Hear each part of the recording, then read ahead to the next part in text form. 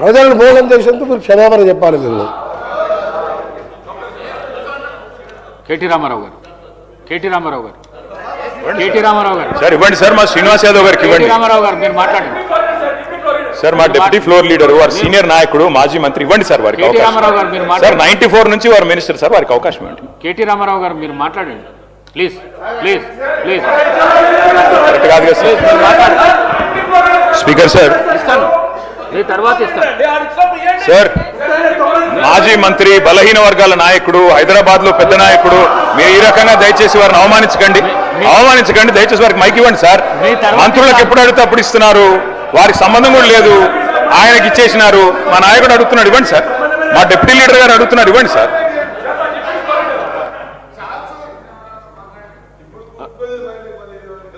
అధ్యక్ష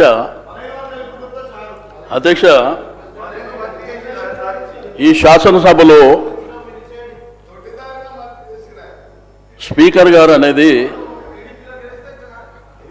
ఒక పార్టీకి సంబంధించి కాదు అధ్యక్ష, మా అందరికీ స్పీకర్ మీరు. అందుకే మీకు మైక్ ఇచ్చాను. నేను చెప్పాను తినండి సార్. నేను చెప్పినాక మాట్లాడండి. మీరు ఈ సభకు స్పీకర్ సార్. అందరి మెంబర్స్ హక్కులు కాపాడవలసింది మీరే సార్. రెండోది, డిప్యూటీ సీఎం గారు కూడా ఇక్కడ ఉన్నారు. పెద్దలు బాలునాయక్ గారు, ఆది శ్రీనివాస్ గారు మాట్లాడారు సార్. మేము ఇక్కడ కూర్చొని విన్నాం, మేము అబ్జెక్షన్ చేయలే. మేము మధ్యలో మైక్ అడిగి ఏదో ఆయన మాట్లాడుతుంది తప్పు అనేటువంటిది మేము చెప్పలేదు సార్. ఇప్పుడు మా వరకు వచ్చినప్పుడు గవర్నర్కు ధన్యవాదాలు చెప్పే తీర్మానం ప్రకారము మా సభ్యుడికి అవకాశం వచ్చింది సార్. ఇప్పుడు రిప్లై చెప్పేటువంటి అధికారం ముఖ్యమంత్రి గారికి లేకపోతే డిప్యూటీ సీఎం గారికి ఉంది. కాబట్టి మా సభ్యులు చెప్పినటువంటిది మీరు దయచేసి వినాలి.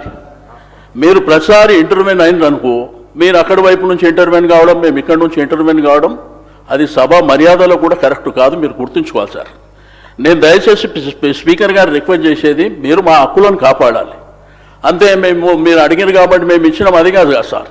అది రైట్ రాయల్గా మాకు రావాల్సినటువంటి హక్కు సార్ అది. దయచేసి నేను మంత్రులకు రిక్వెస్ట్ చేస్తున్నా. ఇప్పుడు సభ్యులు అంటే తెలుసో తెలియక కొత్త పాత ఉంటారు, ఏదో అరుస్తుంటారు, కామెంట్ చేస్తారు, ఇటువైపు అటువైపు జనరల్గా జరుగుతుంది. కాబట్టి మంత్రులు జర బాధ్యతగా దయచేసి సభ్యులు మాట్లాడేటప్పుడు మీరు నోట్ చేసుకోండి. ప్రతిసారి ఇంటర్వ్యూన్ అయితే సభకు మర్యాద గౌరవం ఉండదు సార్. లాస్ట్ టైం కూడా అదే జరిగింది. లాస్ట్ టైం కూడా ఇదే సభలో అనని మాటల్ని ముఖ్యమంత్రి గారు ఆ రోజు సీరియస్గా మాట్లాడినప్పుడు మేము బయటకు వెళ్ళిపోయినాం అధ్యక్ష.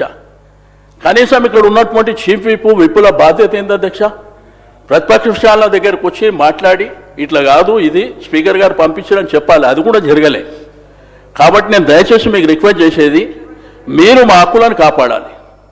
ఇందులో ఉన్నటువంటి ప్రతి సభ్యుడు including chief minister, opposition leader, ప్రతి ఒక్కరు కూడా సభ్యులే అధ్యక్ష ఇక్కడ. కాబట్టి దయచేసి మా సభ్యుడికి అవకాశం వచ్చినప్పుడు ఆయన మాట్లాడిందంతా వినండి, మీరు నోట్ చేసుకోండి. తర్వాత మీరు రేపు ఎట్లయినా రిప్లై ఇవ్వాలి కదా, అప్పుడు ఇవ్వండి. అంతేగాని వాళ్ళు ఇంటర్వ్యూన్ అయ్యి మేము ఇంటర్వ్యూన్ అయ్యి సభ గౌరవానికి కూడా మర్యాద కాదు అధ్యక్ష. ఇప్పుడు ఇద్దరు సభ్యులు అనేక విషయాలు మాట్లాడినప్పుడు దాంట్లో కొన్ని వాస్తవాలు ఉన్నాయి, చాలా అవాస్తవాలు ఉన్నాయి. అయినప్పటికీ మేము విన్నాం ఇక్కడ.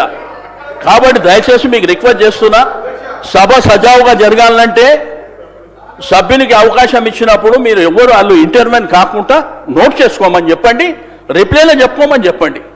మేము చెప్పింది తప్పు, మీరు చెప్పింది రైట్ అంటే అల్టిమేట్గా ప్రజలు చూస్తున్నారు. కాబట్టి తప్పకుండా నేను దయచేసి మీరు రిక్వెస్ట్ చేస్తున్నా, మీరు ఇక మీదట ఎవరికి మధ్యలో అవకాశం ఇవ్వకుండా సభ్యుడికి అవకాశం ఇచ్చారు, వారు మాట్లాడతారు. కేటీఆర్ గారు మాట్లాడిన తర్వాత వాళ్ళు నోట్ చేసుకోమని రిప్లైలా ఇంకా ఏం చెప్పాలనుకుంటారో చెప్పండి. ఇదే మా యొక్క అబ్జెక్షన్ అధ్యక్ష. గౌరవ కేటీఆర్ గారు